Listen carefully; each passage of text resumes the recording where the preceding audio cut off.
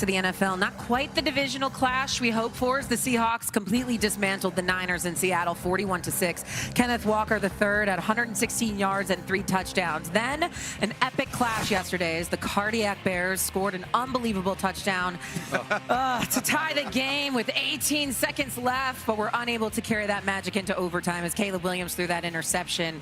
The Rams were able to turn that into 3 points. Crazy. So the Seahawks will host the Rams in the NFC Championship, their third playoff matchup against each other all time. These two teams split the season series this season. Seattle opened as early 2.5-point favorites, as according to DraftKings Sportsbook. Okay, so Seattle early 2.5-point favorites. What chance do we give the Rams now against Seattle? I'm giving it 50-50.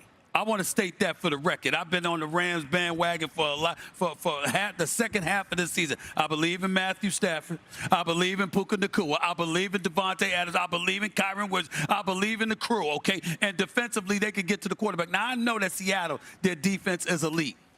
Sam Darnold, let's stand down and give the brother credit. I'm going to give him some love. You know what I'm saying? He showed up in the playoffs. Didn't look bad at all.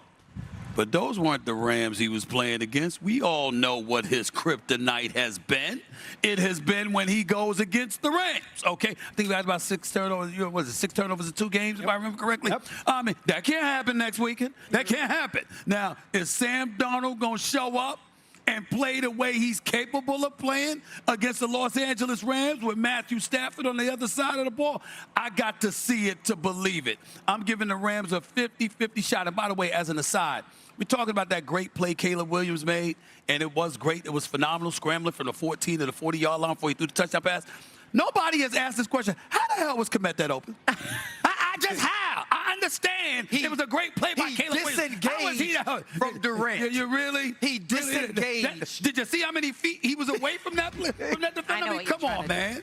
Come on now. But that's all I'm saying. Last time these two teams played, it was probably the most competitive game of the NFL season. Yeah. That Thursday night game where Charbonnet kind of looks down and says, oh, look, a pot of gold at my feet. 2-point conversion converted. Let's go. The Rams put up 581 yards of offense in Seattle that game. It's the most any team has put up yards-wise the entire season over any opponent. First team in NFL history to lose after scoring 500 yards and having a 3+ turnover margin. McVay yesterday in his press conference, I thought, was incredible after the game. He said that those guys saved me. I didn't call my best game. Yeah, he didn't. I was out of my mind. I did not call the best game, and the defense saved us, and then Devontae saved us, Stafford, Mevis, the kicker, they figured it out.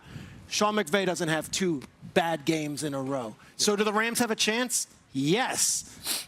We've got to make picks this week. I might take the Rams, and that's nothing against the Seahawks, who are dominant against the 49ers and are traditionally dominant in the playoffs at home.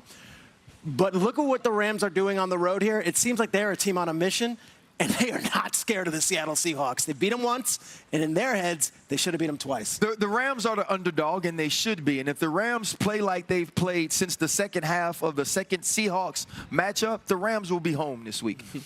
Matthew Stafford hasn't been the MVP caliber player he was early on in this season. The back end of this defense hasn't played at as high as a level as we saw them at points this season. And the front four hasn't wrecked games the way we saw it early on in this season. And with saying all that, the best games we've seen them play this year offensively, for sure, are against the Seattle Seahawks. The way they ran the football early on with Kyron Williams, then made the adjustment to go to the pass in game 1. Also defensively turning over Sam Darnold 4 times. This game is going to be highly competitive. And to me, when this game gets highly competitive, do you believe in Matthew Stafford more than you believe in Sam Darnold? That's going to be the question. This won't be a blowout. You're not playing a depleted San Francisco 49ers team. Brock Purdy isn't going to have to run around. Matthew Stafford isn't going to have to do that. It's going to be about timing. It's going to be about running the ball. And when pressure is on Sam Darnold, can he make the right decisions? Kenneth Walker III has to play a large role for Seattle, as he has been. If he doesn't get off, this game's going to get tight. Are we tripping? Are we watching the same game? Are we critiquing the same type of teams? Because the last time we seen, and the last time that we seen, the Los Angeles Rams play a Sam Darnold-led team.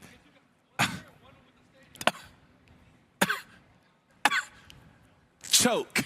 Oh, I didn't know what that was. I wasn't in. I was like, does he need I didn't know if he was coughing the ball up. I didn't know if he was it was a lot of coughing. I didn't know if you was all right. That's cool. Coughing the ball up and turnovers. 7 of them. Sam Darnold when playing the Los Angeles Rams. Now, when you start to think, yes, is Matthew Stafford playing at an EVP caliber level? I would say so. I seen it firsthand in Carolina. Did you see the situation in Chicago? He has been what he needed to be for his team to at least have a chance and ultimately win it. When you think about the nemesis or the thorn in the side for Sam Darnold, it has been nobody else but the Los Angeles Rams. So why not give them the edge over this game? This team is bumping at a high level. They might as well call themselves road warriors because of what they've been able to do on the road this year. They've been the team that has went in your trap and took over your trap. Are you okay, Mr. Ratterry? Because Cam Newton, the first game they played a team with a losing record. It's Gave up okay. 31 points. Find a way to win, brother. That's what it's all about. They advance. One thing I want to say. Sam Darnold, against every other team in the National Football League over the last 2 seasons, 28-4 with a 103 passer rating. Against the Los Angeles Rams, 1-3. Come on, bro. 78 passer rating. I'm just saying. I'm just saying. These two teams split the regular season with the Rams scoring 58 points, the Seahawks scoring 57. We know it'll be a close game here in the NFC Championship game. Coming up after the break. This happened transpired this season where the defense led the league in takeaways, how they just came up with timely, turnovers, the quarterback in the fourth quarter, and we saw the magical play by Caleb Williams. Ultimately, when it was there to be had, we questioned whether he's going to, go for the 2-point conversion. You had them all the momentum.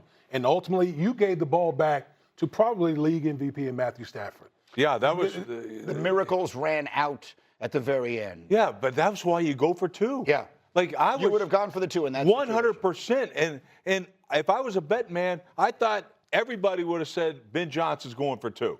All right, that's who he is. That's who he's been all season. He wasn't the guy he was during the entire season. So to me, no. Are you going to get more momentum than what you did by converting a 1 in a million chance play by a quarterback? Why do you think that happens in the playoffs to a coach, that he goes against character and goes for the extra point? Why do you think that look, if you're playing by the book, right, Dano, by the book it always says when you're the better team, number one, the better team, you make the kick, right? You tie it. When you're at home, you kick it. No way in hell. That's why you don't play that game on a computer or all that type of crap. You go for it, 100%. Even if you don't make it, every single Bear fan is like, that's who the hell we are. I thought Ben Johnson absolutely. Why did you tighten up? Why? Yeah, I mean, he went against himself that we saw the first 59 minutes. I mean, he was unbelievably aggressive yesterday. The reason the Bears lose the game was